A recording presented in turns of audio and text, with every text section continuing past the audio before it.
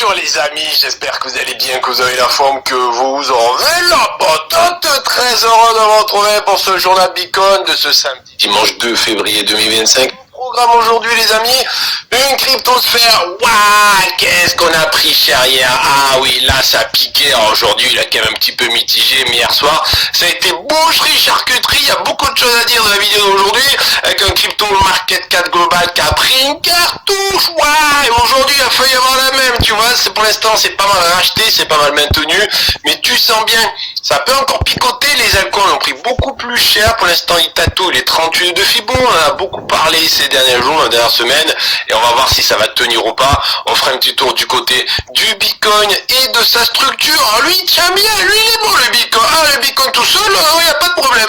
Par contre les altcoins, ça a plu déjà l'Ethereum aussi, qui a pris sa belle petite cartouchinette, et les 38 de Fibo c'est au revoir. On va voir ce que nous dit la structure.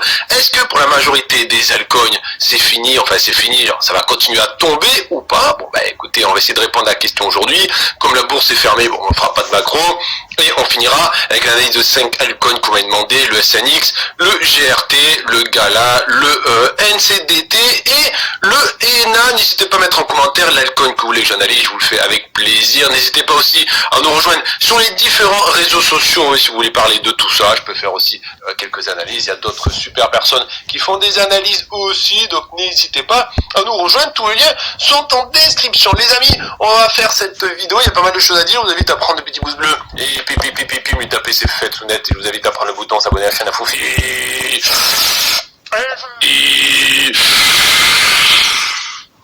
Respiration. Voilà que tout le monde il s'abonne à la chaîne à Foufi. Oh là là! Tu vas me dire que t'étais pas surpris, ou t'es surpris de voir un marché rouge? Non, t'es pas surpris. Parce que tu regardes la vidéo de Foufi tous les jours. Et tu savais très bien que la structure nous disait, ça pue le régular. Tu le savais, ça. Donc dis pas que t'étais pas au courant qu'il y avait du rouge. Non, tu regardes pas les vidéos de Foufi. Bon, alors tu vas de suite t'abonner à la chaîne à Foufi. En commentaire, tu me dis, pardon Foufi, je regardais pas tes vidéos, et maintenant tu seras plus surpris. Les amis, c'est parti.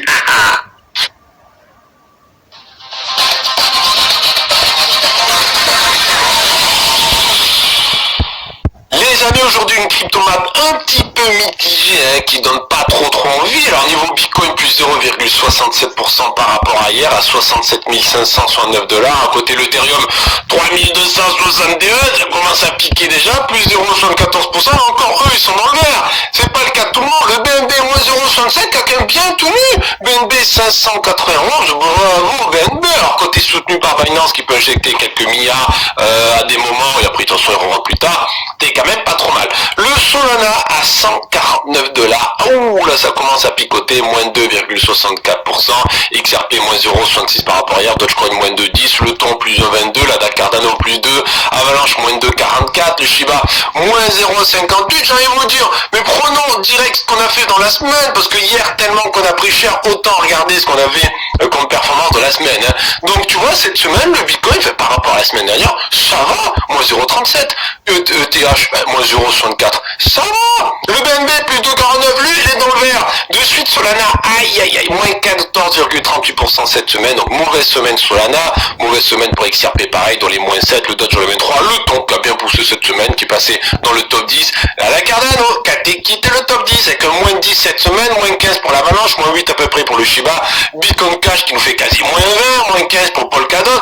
Tu sens bien qu'il y a beaucoup qui ont pris cher, le Matic quasi moins 15, l'Icon quasi moins 13, moins 20 pour l'ICP, moins 21 pour le NIR, moins 28 pour le NISWAP. Ben là, ça n'a pas été une belle semaine pour tout le monde. Ici, Aptos qui nous fait quasi moins 24. Bon, tu sens bien que dans la semaine, il y a beaucoup de moins 20 qui tournent. En ce qui concerne les mêmes coins, c'est aussi à prix cher, du moins 15, du moins 10, bon, tout le monde a pris cher, tous les altcoins à peu près ont pris cher, sauf par exemple le ENA, plus 15 cette semaine, donc bravo à lui. Alors si on regarde le crypto market cap total, on est capitalisé à 2387 milliards, faut savoir que dans le marché crypto, en l'espace de à moins d'une semaine, on a quand même perdu 10%, donc on a perdu, allez, dans les 260 milliards de dollars, donc c'est pas rien quand même. Pour l'instant, alors rappelle-toi les analyses précédentes, précédente, hein, c'était tout simplement, si ça tombe, c'est direction Tenkan Kijun, bande inférieure de Bollinger, c'est la bande inférieure de Bollinger est perdue, c'est direction les 38,2 de Fibo. Bon, pour l'instant, on voit bien que la bande inférieure de Bollinger tient bien aux 2368 milliards de dollars, tu vois, c'est bien acheté, ça a bien été racheté avec la bougie d'hier, ça a bien été racheté à cette bougie. Donc c'est une bonne nouvelle. Le problème, c'est que ça, c'est très racheté via surtout Bitcoin et Ethereum, qui sont quand même beaucoup plus rachetés que d'autres, la majorité des altcoins, on va dire. Hein. Alors il y a des grosses caps comme BNB qui sont aussi bien rachetés, bien sûr. Mais là, c'est surtout Bitcoin et Ethereum, surtout Bitcoin qui sauve. Donc là, il y a deux solutions. Pour l'instant, c'est le week-end. Je pense que ça va être plutôt calme. La solution, la semaine prochaine, on perd ici la bande inférieure de Bollinger avec une bougie verte et un corps de bougie qui clôture. Et là, c'est direction les 38 de Fibo, c'est-à-dire ça continue les enfers. Et malheureusement, on va se manger ça. Rappelle-toi, qu'est-ce qu'on disait les semaines précédentes? On disait que la semaine, on va se manger le CPI américain, on va savoir si on est dans une tendance baissière ou on va continuer à tomber, tout simplement, ou si on repart en tendance haussière. Ben là, je pense que la tendance baissière, ça commence à être de plus en plus affirmé, si tu veux. Bon, dans le pire des cas, on peut se dire qu'on peut manger tout simplement ici un regular flat avec une A, une B, une C qui peut aller chercher ici le nuage Shimoku, voire la Sandili. Alors ça voudrait dire quoi? Ça veut dire si vraiment on prend cartouche, c'est encore un moins 12% sur le marché crypto. Mais si le Bitcoin il fait moins 5, tout le monde fait encore moins 20, tu vois, en termes des altcoins. Bon, mais ça c'est possible, hein, parce que ce regular, il est quand même beau. Tu vois, avec la A ici, la grande B là. Et est-ce que c'est ça, c'est le départ de la C? Oui, de toute façon, ce regular sur cette structure, on en parle depuis des semaines. N'oublie pas que la structure nous dit, enfin moi, ce que je lis de la structure, c'est une grande C qui démarrait cette semaine ou qui pourrait démarrer d'ici 2 semaines s'il fait un nouveau plus haut, s'il part sur simplement un running. Mais là, tu sens bien que ça peut être le départ de la grande C, surtout avec la bougie de hier. Il y a du momentum au niveau des bears, tu vois. En tout cas, je serais pas étonné que ça continue à tomber. On va voir ce que nous dit le reste d'analyse, les futurs, le Bitcoin et tout, si c'est plus de probabilité de continuer à tomber ou de repartir. On voit qu'on est en train de rattaquer le ruban, c'est pas positif. Les bears reprennent du poil de la bête, reprennent du momentum, c'est pas positif non plus. On a pété les 50 de RSI, c'est pas de positif. Et pour l'instant, on voit que l'énergie commence à revenir, mais c'est l'énergie au même des bears, hein, donc c'est pas trop joli ce qu'on a pour l'instant. Au niveau des altcoins, là c'était la cartouchinette. Hein. Faut savoir qu'en moyenne, les altcoins, ils ont fait hier un moins 15%. Mais ça, c'est en moyenne. C'est-à-dire ton petit BNB, s'il fait moins 1, ça veut dire derrière, t'as plein d'alcoins qui font du moins 20, si tu veux, parce que c'est en termes de capitalisation, c'est pondéré par rapport à la capitalisation, tout ça. Donc si t'as des grosses caps qui font pas grand-chose comme rouge, comme du BNB, t'as d'autres altcoins, mais alors c'est boucherie, charcuterie, du moins 20, moins 30, qui traîné un petit peu partout. Tu peux voir que, pour l'instant, c'est pas beau du tout. Vraiment pas beau, parce qu'on a pété la bande inférieure de Bollinger, tu connais la chanson, pétage de la bande inférieure de Bollinger, validation, égale effet toboggan activé. C'est le contraire, c'est la bande supérieure de Bollinger, une bougie qui explose la bande supérieure de Bollinger avec sa petite sœur, la confirmation, c'est des fortes probabilités d'enclencher un to the moon. Malheureusement, tu as aussi l'opposé, qui est de faire une bougie qui pète la bande inférieure plus sa petite sœur, égale bam. Donc pour sauver ici les altcoins, pour les prochaines semaines, il faut rapidement qu'il y ait une bougie demain ou après-demain qui récupère la bande inférieure de Bollinger, qui réintègre les bandes de Bollinger, et là ça pourrait peut-être sauver. Donc ce qu'on a devant nous, c'est très moche. On a les 38 de Fibo, 656 milliards qui retiennent, mais là, les deux bougies qui pètent les bandes inférieures de Bollinger, c'est pas positif. Donc si demain après-demain, on a un corps de bougie qui pète les 38 de Fibo, c'est direction les 0,5, voire la Sandeli, qui a quand même une grosse résistance, un gros support, et la Sandeli, c'est se remanger moins 10 en moyenne. C'est-à-dire certains vont faire jusqu'à moins 20, d'autres vont faire jusqu'à moins 2, moins 3, tu vois. Pour l'instant, on a éclaté le ruban, on est tout en bas quasi, donc c'est pas bullish. On voit que les bears ont pris du momentum, on a pété les anciens momentum ici, donc là les bears sont plus énervés que ce qui était énervé les dernières semaines. On a complètement explosé les 50 bears ici, donc oui, ce qu'on a aujourd'hui c'est pas bon. Est-ce que ça peut continuer à tomber? Oui, ça peut continuer à tomber. Là, pour l'instant, ce qu'on a devant nous dit que ça va continuer à tomber. C'est pour ça qu'il faut vite une petite bougie verte pour calmer un peu les choses.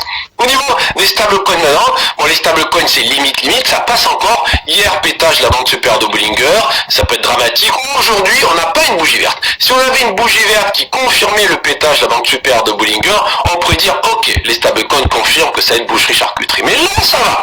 Là on peut voir que la bougie d'aujourd'hui a été vendue, donc les gens ont cartouché en buy the dip aujourd'hui, buy the dip hier, ils ont swappé des stablecoins pour de la crypto, c'est pour ça qu'on a la dominance qui diminue aujourd'hui, on est à genre 6,06% dominant des stablecoins.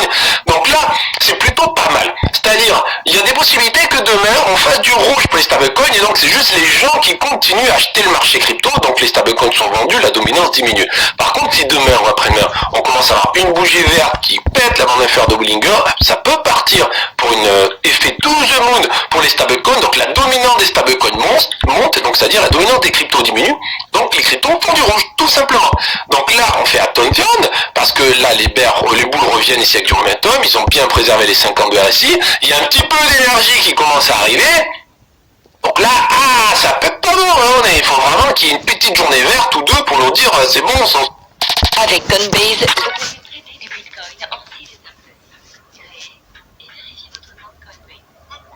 c'est bon, on s'en sauve un peu nous fait fesses. Au niveau du Twitter, alors il y a eu des trucs de fou, hein, si tu veux voir du gros charcutage, tu vois, sur Twitter. Par exemple, il y a une personne qui nous dit, voilà, bon ben avant le gros lynchage de hier, il avait 100 000 $ dans ce token, le Moshi Cat, tu vois, oh comme c'est trop mignon le Moshi sur la blockchain Solana, bien sûr. Et après le nettoyage de hier, il est à 8 600 $, tu vois. Bon, donc tu vois bien que bon, alors il a vendu un petit peu, parce qu'avant il avait 5,2 millions de Moshi Cat et maintenant il en a que 4,5, donc il en a vendu à peu près à les 700 000, tu vois. Mais de 100 000, il est passé à 8 000. Pourquoi il y a eu ça? Tout simplement parce que le Moshi Cat s'est écroulé, les gens sur la famille qu'ils ont vendu leur même coin parce qu'ils savent que même coin de toute façon t'as intérêt à être plus rapide, plus liquide que ton voisin, tu veux prendre des profits, et donc de 100 000 ils se retrouvent à 8 000. Ah ben oui, mais il a sûrement fait, je dis une connerie, de peut-être de 5-10 000 à 100 000, et puis maintenant il est revenu ou à sa mise de départ, ou alors en tout cas pas beaucoup. Comme quoi, je dis très souvent, c'est dur de prendre des profits, on a toujours envie de prendre notre portefeuille tout the money, mais des profits juste pour le goût, toujours en prendre, crotte de bique. Bon, je vous le dis toujours ça. Un autre petit truc, je vous ai mis un petit blabla, tout simplement pourquoi j'ai mis un blabla, parce qu'on a cette personne ici, Crypto Nerd, alors qui met un message, bon qui est atroce, son message en gros, il était en 3 fois longue PP sur Binance, et tout simplement, il avait 1 million $, et il avait tout son argent accumulé depuis 2017, et il a tout perdu. Il va sur son Binance liquider son PNL, tu vois, 1 148 487,3 $. 100% liquidé. Bon, ben écoute, donc déjà, j'ai envie de dire, pourquoi tu as tout en PP? Alors peut-être qu'il était en croisé, c'est-à-dire son long PP a bouffé tout le pognon qu'il avait. Je pense qu'il était sans stop loss, il n'était pas en isolé. C'est pour ça que moi, quand je trade toujours en isolé. En isolé, quand tu trades, ça veut dire que si tu perds les sous, tu perds juste l'argent de ton trade. Ça va pas manger ton portefeuille entier. Lui, il devait être sûrement en croisé pour manger tout ça. Et donc, il dit, j'ai tout perdu, j'ai envie de me suicider, blablabla, tout ça. Pour ça, je vous ai fait un petit blabla. Donc, je disais que la baisse brutale, est-ce que c'est pas par rapport aussi à l'euphorie? On en parle depuis plusieurs semaines, c'est du gros n'importe quoi ce qui se passait sur Binance avec les mêmes coins, c'était des milliards et des milliards absorbés par les mêmes coins de partout, on parlait que de ça, même coin de partout, ouais lui il a gagné tant d'argent, tous les jours je répétais, attention, ça la musique on la connaît, au bout d'un moment, ça fait pas mal d'années sur le marché crypto de connaître la musique, dès que ça devient l'euphorie du gros n'importe quoi, tout le monde dit ouais trop génial, on fait trop de sous avec ça, bah le marché tombe. Combien de jours on a parlé, combien de fois en disant est-ce que on va pas se prendre une grosse cartouche juste pour punir ce marché trop euphorique? Et ça n'a pas loupé. Et le marché, il a surtout puni les altcoins. Et les altcoins qu'on pumpé rapidement vers le haut, eh ben, ils ont pumpé rapidement vers le bas. Pour ça, je dis toujours ne pas avoir peur de prendre des profits. Et sur les trades, ben, faire attention, mettre un stop loss. Vous voyez bien que moi, je joue des trades. Hein. Je mets toujours un stop loss et maximum à peu près 4-5% de ce que je mets dedans, à chaque trade je parie maximum 1% de mon capital associé au trading, d'accord? Ça veut dire si un trade se passe très mal, je perds 1% de mon capital que je suis au trading. Voilà, donc 1%, m'en fous, ça passe, tu vois. Bon, il faudrait que je perde 100 trades d'un coup pour pouvoir perdre mon capital. Sauf que lui, ben, là, $1 million, ça picote. Bon. Une autre breaking news, c'est la société minière de Bitcoin, qui s'appelle CoinSpark, qui est cotée au Nasdaq, hein, qui est située au Nevada, a acheté 100 000 Antminer S21 Pro, estimé à 374 millions de $, pour mettre à jour sa ferme de minage par rapport au halving qui arrive. Donc tu comprends bien pourquoi les mineurs sont en train de vendre depuis pas mal de semaines, même moi depuis mi-janvier ils sont en train de vendre des mineurs, parce qu'ils rachètent du matos. Et le matos ça coûte des centaines de millions de $, donc il faut en vendre des bitcoins. oui, ils font renommer maintenant. Une autre breaking news, c'est les ETF Bitcoin de Harvest, HK et Bocera qui devraient faire leur début à Hong Kong la semaine prochaine. On parle aussi d'ETF Ethereum. Je serais très curieux de voir ce que ça va être. Une autre news, c'est BlackRock qui a buy the dip tout simplement hier et qui possède plus de 270 000 bitcoins. Hier, ils ont acheté, je sais plus, dans les 200 millions de dollars de bitcoin. Et donc, ils ont 270 000 bitcoins en réserve. Donc, quand il y en a plein qui capitulaient, BlackRock, eux, ils achetaient. Et c'est ce qu'il faut faire. Une autre breaking news, c'est les grandes entreprises de Wall Street et les banques qui sont en train d'acheter du bitcoin via les ETF. Et oui, ce qui est bien, c'est que chaque trimestre, on a un peu le listing de ceux qui ont acheté. Et là, tu as toute la liste des gens qui ont acheté, combien ils possèdent, combien ça vaut en dollars, et qu'est-ce qu'ils ont. Lui, il a acheté de l'IBIT, lui du Grayscale Bitcoin Trust, on sait pas pourquoi, lui du Fidelity. C'est ça qui est bien. Donc, il y en a plein qui mangent du bitcoin via les ETF.